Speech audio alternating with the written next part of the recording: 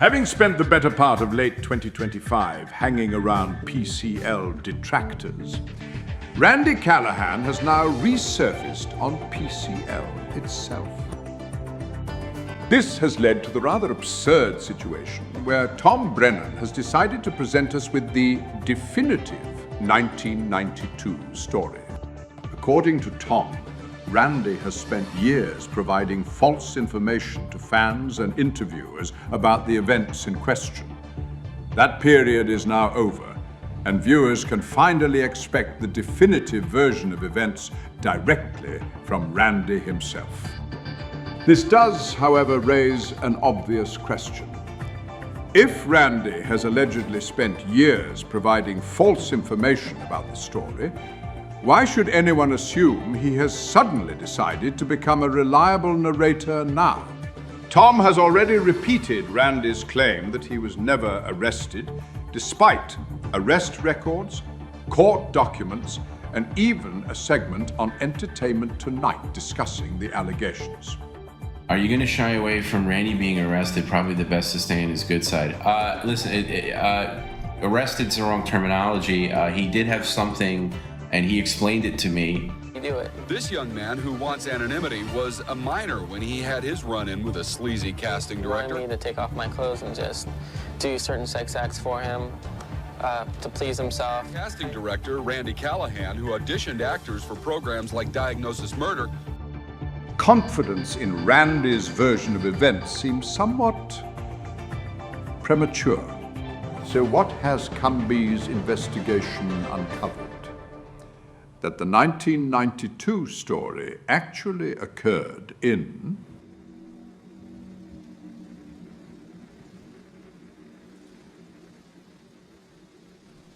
Can you, without getting into any other detail, can you tell me what the year was?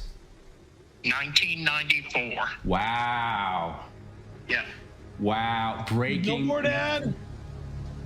But billboard ad. Okay, I'm gonna be sick. I'm gonna be sick. Listen. Tom ended the interview by promising viewers further revelations. Which brings me to what I originally intended to be the funniest part of this story. You see, much of this information had already been discussed in Randy's interview with Pissman from several months ago. A YouTube channel Tom has since had removed from YouTube's platform, among others.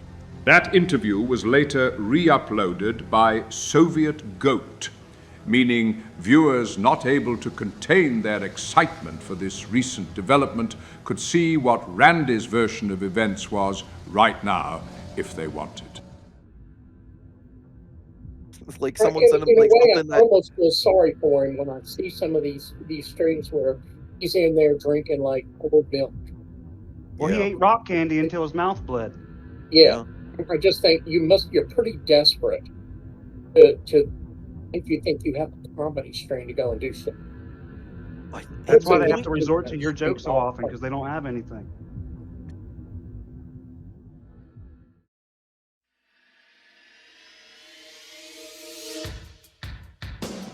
June 20th, 2026. While collecting footage for this video, the Soviet Goat upload disappeared from YouTube. To this day, the reason for its removal remains unknown. Many theories have been proposed, some more plausible than others. What I will say is that the timing is certainly interesting, given Tom Brennan's long-standing habit of trying to remove criticism, detractor content, and just about anything PCL adjacent from the internet. Or was it simply just a case of not wanting his big moment scooped by those who criticize him? The truth, perhaps, is still out there.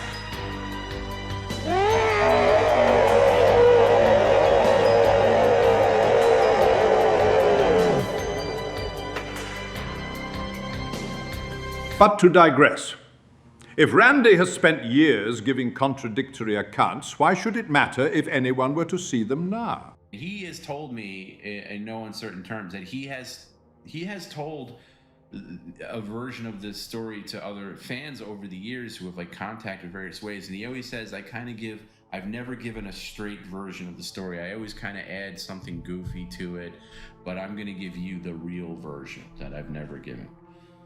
Love you, Tom. One gets the impression that the issue isn't so much what Randy said, but where he said it. Where we stand with this whole thing tonight. Oh, absolutely. I know where you stand with it. The sons of bitches. Okay. Now, the second thing I find interesting is that, much like Randy's appearances on Men Holding Hands, his return appears to be having a similar effect on sections of the PCL audience as it did the detractor audience. The difference being that Cumb detractors generally don't care about PCL mythology, though PCL's actual audience does.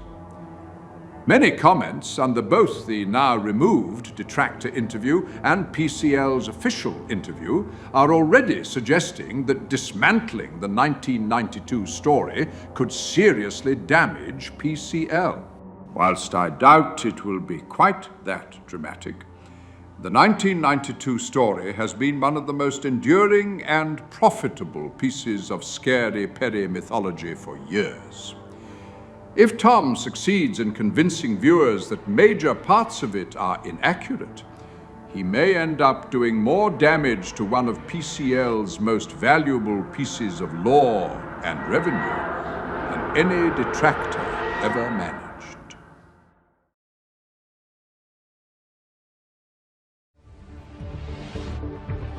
So in many ways, today's news update didn't really contain anything new.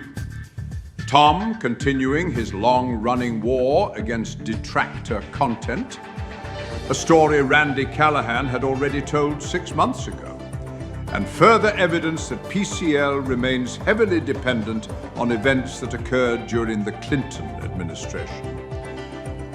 I guess we'll wait and see if anything substantially interesting develops in the meantime.